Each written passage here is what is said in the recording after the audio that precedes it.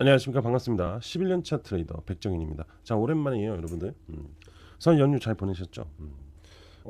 막 엄청 긴 건 아니었는데 저는 좀 지루한 감이 없지는 있었어요. 뭐 시장도 뭐 별로 안 좋고 그러다 보니까 좀 지루한 맛은 있었는데, 자 그래도 오랜만에 여러분들하고 다시 만날 수 있어서 기분이 좋네요. 자, XRP 우리 다시 오랜만에 이야기를 좀 해보자고요. 일단 뭐 기본적 분석을 좀 하고 이제 기술적 분석 들어갈 건데, 지금 보시게 되면은 일단 요것 좀 먼저 말씀드릴게요. 제가 예전에 제 영상 보신 분들은 기억을 하실지 모르겠는데, 제가 이런 말을 했습니다. 주봉상 이 202평을 잠시 이탈할 수도 있다. 왜? 이런 것 때문에. 이 202평을, 이 세력선을 이탈을 한번 해야지 반등의 흐름이 나오거든요. 비트코인을 보게 되면은, 비트코인도 그랬어요 항상. 그래서 굉장히 중요시 여기는 라인이다라고 설명을 드렸습니다. 자, 이 부분은 잠시 후에 좀 이어서 얘기를 해드릴게요. 해드릴 이야기가 좀 있으니까. 야, 오늘 여러분들한테 하고 싶은 말은 좀 많은데 이거 다 할 수는 없으니까 좀 긍정적인 이슈에 대한 부분을 좀 이야기를 해드리고, 기술적인 부분은 사실 그렇게 좋지는 않을 거예요. 예, 당분간은 조금 지루한 장이 계속 이어질 거다, 이 얘기를 먼저 드리고 영상을 한번 좀 시청을 해보세요. 그래도 이렇게 안 좋은 장에도 제가 여러분들한테 좀 힘이 될 수 있는 부분을 좀 이야기를 해드릴 거거든요, 영상 막판에. 그래서 오늘 영상 끝까지 시청을 하셨으면 좋겠습니다. 큰 힘이 될 수 있게끔 제가 도와드릴게요. 이거 하나는 확실히 제가 약속을 할 수 있을 것 같아요. 자, 그러면은 오늘 XRP 시작을 한번 해보도록 하겠습니다. 자, 지금 보시게 되면은 좀 긍정적인 이야기가 나왔어요. 리플이 백악관 회의에 초청을 받았고 미국 정부가 XRP를 지지한다, 이런 얘기가 나옵니다. 자, 그럼 이 기사에서 어떤 의도를 얘기를 하고 있는지를 좀 알아보면은, 일단은 백악관이 리플을 초청을 한 건 맞아요. 그리고 스테이블 코인하고 암호화폐 관련된 정책을 논의하기 위해서 고위급 회의를 소집을 한 겁니다, 백악관에서. 그래서 리플의 수석 법무 책임자, 바로 CTY죠, 스튜어트 아이드로이트가 초청을 받아 참석을 했고요. 그리고 또 누가 왔냐? 코인베이스, 안드레센 호로위츠 등 업계 거물들이 함께 모였어요. 자, 그럼 이들이 모였어요. 그럼 무엇을 논의를 했을까? 바로 수익형 스테이블 코인에 대한 이야기를 했습니다. 자, 근데 보세요. 백악관에서 갑자기 리플을 불렀다는 이 자체가 좀 의심스럽고 신기하기도 하고, 그죠? 이 미국 정부의 태도가 바뀌었다는 거예요. 그럼 이게 무슨 의미고 무엇을 얘기를 하는 거냐? 제도권 편입에 대한 신호를, 시그널이다, 이렇게 볼 수 있어요. 얼마 전까지만 해도 SEC와 소송을 벌이던 리플이 백악관 정책 수립 과정에도 직접 참여했고, 이제 리플이 미국 정부가 인정하는 뭐가 된다? 제가 예전에 한번 얘기했습니다. 파트너가 된다. 왜? 리플은 이제 화폐가 될 거라고요. 화폐가. 예전에 그 얘기를 했을 거예요. BTC는 금이고 이더는 은의 역할을 하면서 XRP는 화폐가 된다. 또는 네트워크겠죠. 네트워크. ETF, 아니 다시 이더리움은, 그렇죠. 그만큼 XRP가 상당히 신뢰도가 높아지면서 미국 정부가 이제 리플에 대한 부분을 굉장히 중요시 생각하고 있다. 아무래도 그런 것 같아요. 스테이블 코인도 있지만은 저는 이게 더 크다고 봅니다. XRP 냈죠. 해외 그 굵직굵직한 은행들이 XRP 레저를 도입을 했다는 것도 미국 정부가 모를까요? 당연히 알죠. 그만큼 전통은행과 암호화폐가 이제 점점 섞이기 시작하고 있다는 거죠. 그래서 스테이블 코인이 이자를 주면 은행 예금이 다 빠져나간다, 이거예요. 근데 리플을 포함한 업계는 이것이 소비자의 이익이고 기술 혁신이다라고 맞서고 있는 거예요. 그래서 정부가 이 논의를 이 부분 때문에 리플을 불렀다는 거죠. 결국 이거는 구은행과 신은행, 또는 구금융과 신금융의 협의점을 찾아야 됩니다. 근데 기존의 기득권들이 자기네 이익을 내주려고 할까요? 아니란 말이에요. 근데 소비자들은 더 이상 구은행의 시스템을 싫어한단 말이죠. 신규 은행의 시스템을 더 만족하고 있어요. 자, 수수료 너무 짜증나죠. 너무 비싸요. 하는 것도 없는데 수수료만 비싸요. 그리고 은행은 나중에 배당 잔치를 한다고요. 근데 속도는 엄청 오래 걸리죠. 그죠? 해외에서 송금을 하는데 여기서 여기까지 가는 기간 동안 사건 사고가 발생되는 게 너무 많아요, 기업 간의 기업이. 하지만 1분도 안 걸리는 속도의 수수료가 낮은데 어떤 기업이 이걸 싫어하냐고요. 그죠? 결국 시대는요, 트렌드를 따라갈 수밖에 없습니다. 아무리 구은행들이 돈이 많다 하지만 사람들이 거기서 결국 자금을 이탈시켜서 앞으로 신은행에 집어넣으면은 구은행에는 예치금이 없기 때문에 점점 말라갑니다. 말라가. 안 좋아질 수밖에 없어요. 사람들은 항상 새로운 거에 열광을 하고 편의에 녹아듭니다. 그거의 가장 대표적인 게 뭐예요? AI죠. 그렇죠. 그래서 현재 2024년부터 현재 2026년 ING까지 AI 시대에 도입이 되었다라고 얘기를 하고 있죠. 저부터가 AI를 사용하고 있는데요. 진짜 저 혼자서 못할 일들을 AI 하나가 있어서 저는 한 3명의 비서를 두고 있는 듯한 느낌이 듭니다. 그 정도로 좋아요. 자, 그만큼 시대를 따라갈 수밖에 없기 때문에 결국 XRP는 미국 정부에 대한 명확한 기대감이 있는 파트너가 될 수밖에 없다. 그럼 명확한 제도권을 진입하면서 보호를 받는 새로운 화폐로 전략할 수 있습니다. 굉장히 기대되는 상황이다, 이렇게 볼 수 있습니다. 여기서 또 이제 미국 정부가 진짜로 XRP를 지원할까라는 얘기를 합니다. 기사에서 이제 정부가 XRP를 공식 화폐로 지정하는 식의 이제 직접적인 지지로 단정하기는 어렵다. 하지만 상당히 긍정적인 해석을 내놓고 있어요. 당연히 결론적으로 정부가 XRP를 화폐로 인정하겠다라고는 하지 않죠. 하지만 향후 충분히 가능성이 있다라는 부분을 지지를 하겠죠. 자, 법을 만드는 과정에 리플이 참여했어요. 왜? 하필 리플이에요. 그죠? 앞에서 얘기한 건 똑같은 겁니다. 기준이 되고 있다는 거예요. 리플에 유리하거나 최소한 공정한 규제 환경이 만들어질 가능성이 높아요. 그죠? 이 규제에 대한 명확성이 만들어지면 바로 그 기준 XRP다. 그리고 스테이블 코인의 시너지가 이제 어마어마하게 커질 겁니다. 진짜로. 근데 리플이 추진하는 스테이블 코인 RLUSD가 제도권에 안착하고 성공을 할 거예요. 그럼 XRP랬죠. 뭐예요? 그 네트워크의 가치까지 올라가는. 그러니까 결국은 그것 때문에 미국이 리플을 절대 무시할 수 없는 거예요. 왜? 이것만 있으면 미국은 암호화폐 네트워크를 다 가져올 수 있어요. 그러면 이제 또다시 암호화폐 시장의 패권을 잡을 수 있다.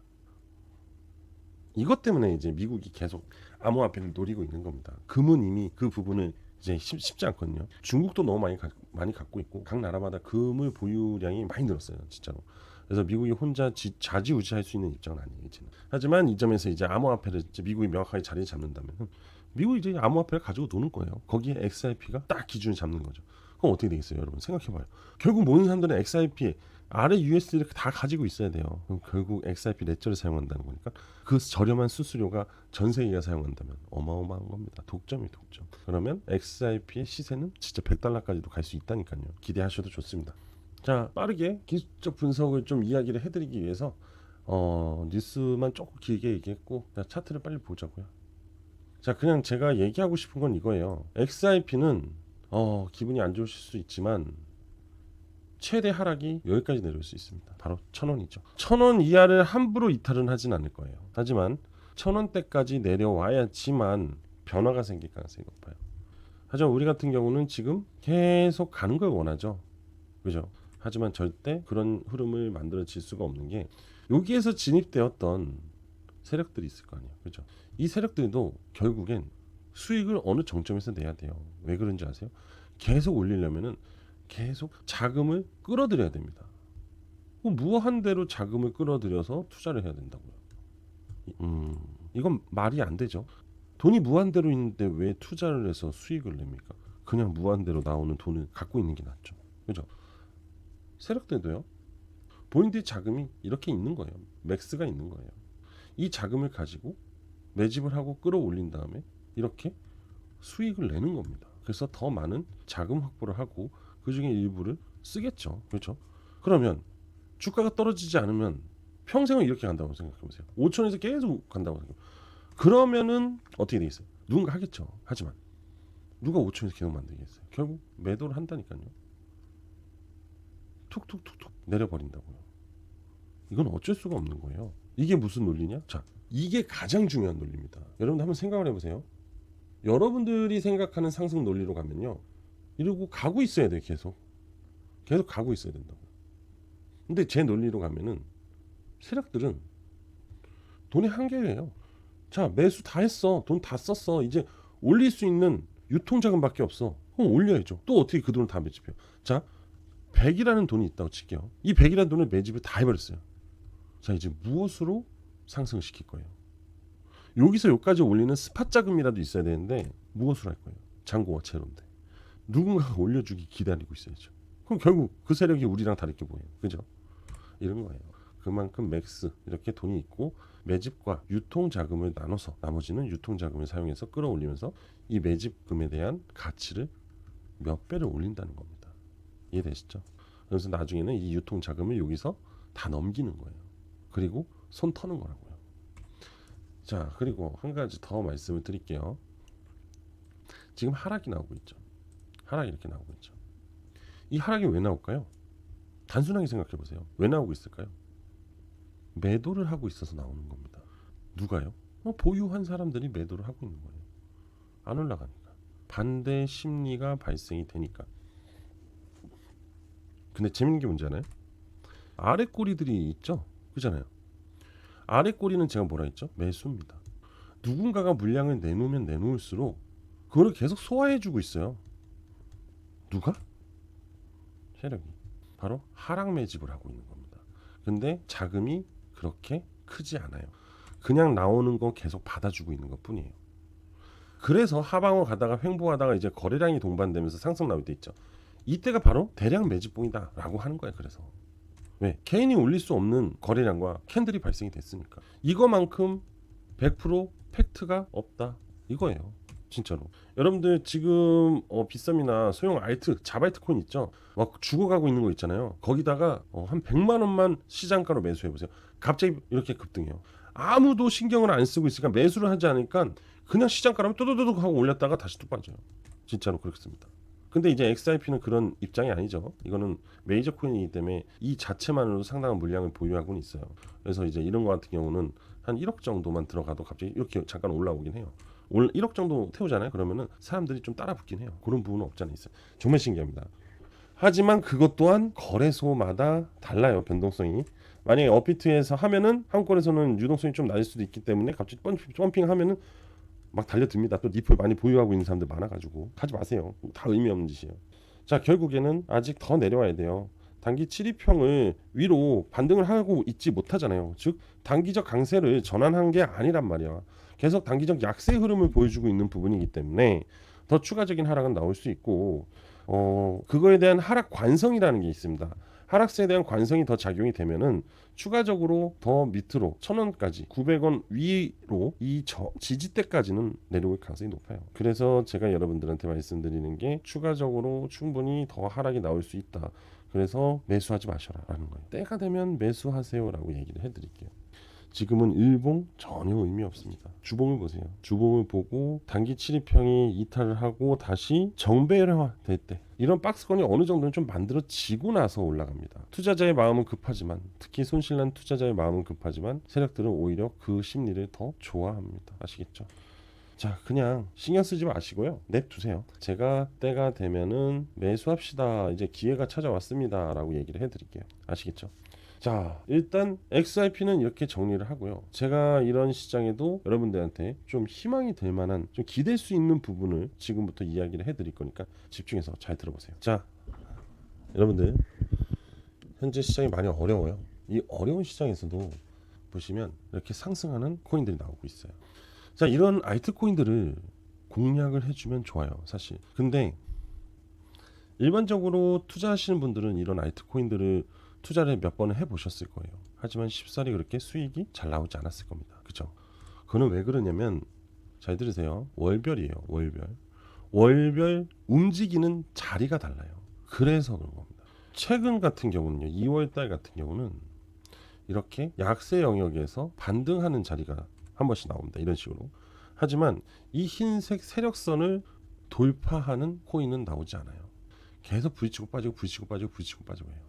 그래서 바닥에서 튀어 올라오는 이 정도의 수익만 계속 노리는 거거든요. 근데 그게 여러분들 그렇게 적지 않습니다. 수익률이. 대충 여기서만 해서 여기까지만 해도 75%, 80% 돼요. 이 구간이 작아 보이는 거지 여기서 여기까지는 실질적으로 수익률이 그렇게 나옵니다. 그래서 우리는 이런 것들을 잡아내야 되거든요. 자, 저 같은 경우는 이제 구독자분들하고 이런 부분들을 1월 달부터 계속 진행을 했고 설 연휴 때는 잠시 쉬었어요. 저도 좀 쉬어야 되니까. 자, 이 부분을 조금 이해를 할 수 있게끔 좀 이야기를 해드려 볼게요. 자, 이 센투를 하나 가지고 얘기를 해드릴게요. 자, 보시면 잘 들으세요. 진짜로 정말 중요한 얘기입니다. 저항 맞고 내려오면서 역배열로 하면서 이제 하락의 흐름으로 갔죠. 단기 7일평 밑으로 캔들이 있다는 거는 약세 흐름이에요. 무조건 외우세요. 이 약세 흐름이 계속 지속되다가 어느 시점에서 어떻게 되죠? 횡보를 하기 시작을 해요. 그죠? 그리고 이 횡보의 흐름이 어떻게 변해요? 단기 7일평 위로 올라가게 됩니다. 근데 뭐가 발생이 돼? 거래량. 근데 이 거래량이 나오기 전에 보시면 이렇게 강한 아래 꼬리를 만들어준 적이 보입니다. 이거는 뭐다? 매수를 했다라는 거예요. 그죠? 지금 단기 세력들이 계속해서 이런 자바이트들을 건드리고 있어요. 자, 올라가기 시작하니까 거래량이 반등이 되죠. 왜? 변동성이 좋아지니까 세력들이 퉁퉁 튀겨도 사람들이 쑥쑥쑥 하고 들어오는 거예요. 근데 코인은 뭐예요? 국내만 해요? 아니죠. 해외에도 같이 하죠. 해외 거래소에 잘 연결되어 있는 코인들을 건든다 이겁니다. 자, 그러면서 이렇게 바로 이날이 시작점이 되는 거예요. 자, 크게 확대를 해버리죠. 이날이 시작점이 되는 거예요. 이건 약세로 마감이 됐지만 다음날 강세로 전환이 됐어요. 그리고 어떻게 돼요? 또 추가 상승이 나왔고 음봉이 나왔는데 어떻게 돼요? 단기 7일평을 이탈하지 않죠. 아래 꼬리를 달죠. 바로 이날 매수하는 거예요. 그러면 강세 유지를 1, 2, 3 그죠? 많게는 4일까지. 그리고 나면 이렇게 상승이 나와요. 그리고 또 추가적인 상승 캔들이 발생을 합니다. 이런 식으로 이제 수익이 나온다는 거예요. 지금 2월 달은 그래서 알려드리는 거예요. 자, 요거 딕시도 보시면 똑같아요. 요즘 계속 이런 것들이 나오면서 수익을 꽤 잘 줘요. 자, 보세요. 여기서 돌파 나오고 유지하죠. 그럼 이날 매수하는 거예요. 그럼 이날 이렇게 매수를 하면은 오늘까지 27%. 근데 얘는 이제 돌파가 나왔잖아요. 돌파 뒤에 눌리고 다시 올라갑니다. 그러면 얘는 내려오겠죠. 조정을 받는단 말이에요. 조정을 받고 단기 7일평을 지지만 해주면 다시 또 반등한다는 거예요. 그러면 음봉이 나올 때가 기회의 구간이다라는 겁니다. 자, 트러스트 스왑 보세요. 오늘 아까까지만 해도 여기까지 상승이 나왔었어요. 근데 저는 분명히 이거 하락이 나올 거라고 예상을 했거든요. 확대를 해드릴게요. 자, 근데 오늘 거래량이 나왔단 말이야. 그죠? 거래량이 나왔다는 거는 단기 7일평 위로 강세로 전환하겠다는 얘기라는 거예요. 그럼 얘는요, 내일 음봉이 나와도 7일평을 이탈하지 않는다는 거예요. 그럼 내일 7일평을 이탈하지 않는 걸 명확하게 확인하고 저녁 때까지 그리고 매수를 한다면 수익이 올라온다는 거죠. 그럼 어떻게 돼요? 7일평을 유지하고 그냥 얘까지만 올라도 33%고 여기까지만 올라도 51%예요. 상당히 괜찮은 수익을 볼 수 있다는 겁니다. 자, 그래서 이런 걸 가지고 제가 구독자분들한테 문자를 보내드리고 있어요. 그래서 이게 이제 저번 1월 달에 진행을 한 거예요. 1월 달에 체인 바운티, 제스미, 스텝앱, 미버스, 팍스고, 자파요. 다 소형 알트 코인들입니다. 이걸로 팅팅팅 나오는 바닥에서 올라오는 애들 내 수익만 먹고 빠지고 한 거예요. 그런 식으로. 그래서 1월 총 합산이 569%예요. 지금 2월 달도 진행을 하고 있어요. 근데 제가 아직 정리 다 못했어요. 정리가 되면 이제 다시 보여드릴 건데 2월 달도 지금 계속 수익을 보고 있습니다. 이해되시죠? 자, 이런 식으로 계속 매매를 진행을 해요. 제가 그래서 여러분들한테 말씀드리는 게 그거예요. 지금 시장이 안 좋지만 이렇게 단기적으로 시세를 낼 수 있고 다시 한번 기댈 수 있게끔 좀 도와드려 보고 싶다 이겁니다. 자, 그래서 관심 있으신 분들은요, 저한테 문자 하나만 주세요. 그러면 제 개인 번호 문자 하나 보내주시면 제가 그동안 구독자분들한테 이렇게 문자 보내드린 거 있거든요. 지금 이제 보이실 건데 똑같이 내일부터 바로 보내드리도록 할게요.